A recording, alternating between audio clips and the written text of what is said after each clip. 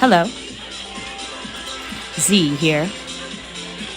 Today, I'll be reading from my party manifesto. Incited by the surrealist ball happening tonight, incited by my research into the surrealist moment back in the 1920s, incited by DJ Sphinx playing in the background at a party December 28th at Marble Bar, put on by THRG. The Party Manifesto is my first attempt at articulating our creative community's intentions.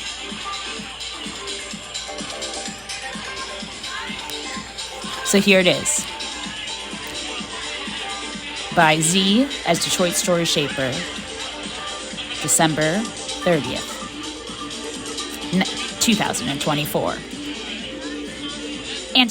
Party Manifesto. A party in our universe is spreading and reduces the notion of party as solely a part of your waking perceptions. The Party reclaims our time and shared experiences in joyful, challenging, and shaped towards global collective consciousness around the unifying idea of party as life. Always working, always on vacation reclaims the notion of work removed from labor, which is extractive, but back to work as generative. In our party universe, everyone finds value through growth in the pores of our porous terranium. Workers before and workers after, cultivating the structure through which the environment forms the ecosystem. Working during the parties, ensuring the systems of relations between people is healthy and intentional. The system of releasing and exerting pressures in line with the motion and movement of our dancing feet and united heartbeats. The party values through upholding principles of self-love, resourceful living, and fun through feelings. Just like our ecologically minded forefathers didn't have a separate word for art because all is art, we reclaim party as life. The resurfacing of this idea in anti-art surrealists of the immediate post-World War I ideological vacuum reclaimed the power of the artist by using found objects, elevating this art through their work and not through their labor. Party intentionally practice anti-party practices in order to expand the time for our shared experiences, in part to ensure we are always working and always on vacation. Collective consciousness is just a party away.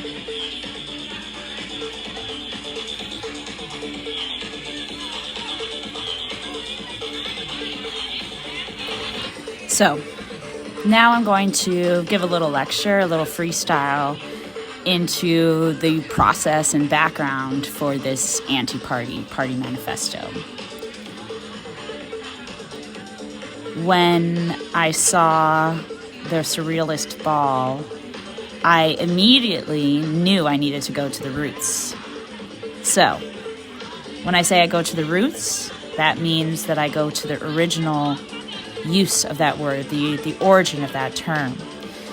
And that term, surrealism, was created and identified first by a man named Guillaume Apollinaire. I'm going to just say Apollinaire. And he lived in France, in Paris, during the amongst the artist community in the early 1900s. And the fin de siècle is this period in Europe between, or it is called the fin de siècle because it is the end of the century. And it was between any major world conflicts. So it was this time, the last major conflict in Europe had been the Crimea War in the 1860s. In Europe, from about the 1870s till World War I, there wasn't all-out war in the way that there had been in previous centuries. There was new technology. There was new ways of living, and there was new expression and new feelings. This is also the start, really, of capitalism and the use of industrialism as the next phase of capitalism.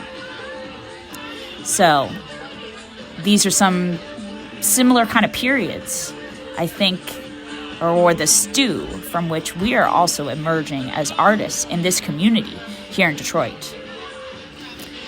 I find common unity in Guillerme, I can't say his name, I'm sorry, Apollinaire. In terms of, he was an artist, he was a poet, really. And he created these poems that use text.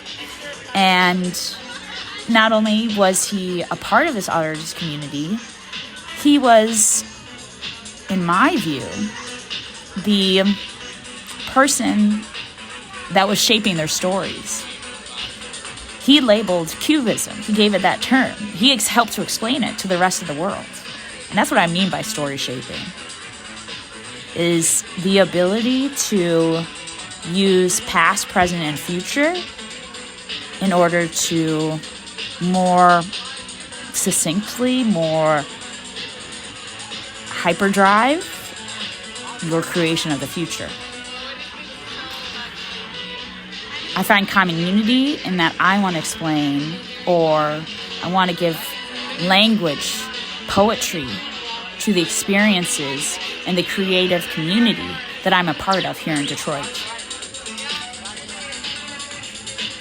The Surrealists, they did start before World War I, and that manifesto that we read last episode, the Manifesto on Surrealism, came out in 1924. But Apollinaire termed Surrealism in 1911. He also wrote a play, which I'm just going to read the Wikipedia synopsis for, because I think that is pretty. He wrote a play called Breasts of Therese, and this play, hopefully I can find it. Nope. Bear with me.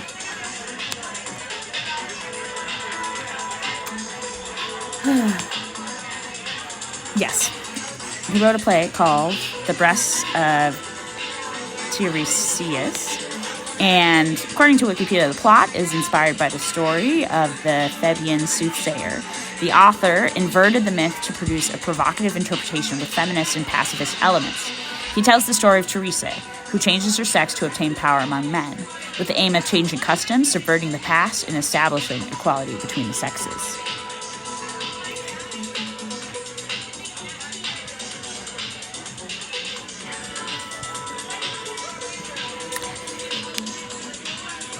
Sounds a little familiar. I find myself often in spaces where, not always by choice, am I the only woman. But I don't want to digress too far. So where does the idea of anti-party, party manifesto come from? Well, even though Apollinaire came up with the term surrealism, it was really taken on and expanded after World War I, when we had such death and destruction experienced by the soldiers. But once World War I ended, civilians wanted to forget that it had happened. World War I, similar to here, after World War I, there was pretty extreme generation differences. A whole generation, middle-aged, had been wiped out because of World War I, because of their participation in World War I. And I see in our current times a similar separation between generations, which really limits our ability to have that collective action. The artists after World War I, many shaped by their experiences in World War I, and also shaped by experiences from the Spanish flu, which ultimately killed Apollinaire, These new artists started the anti-art movement. They were surrealists. And this anti-art movement, Marcel Duchamp's fountain, took found objects and labeled them as art and said that art is not just what is produced from our own labor. Art is our expression.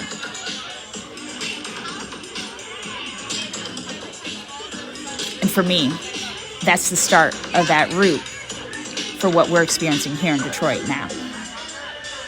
Parties are not just something for us to experience once in a while. We live to party because party should be life.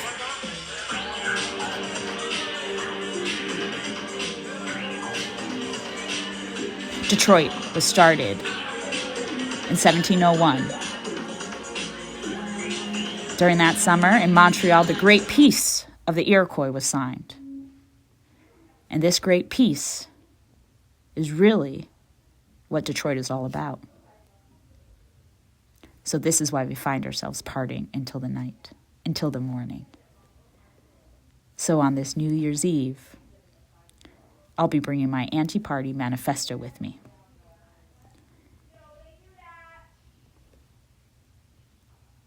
Let's keep partying.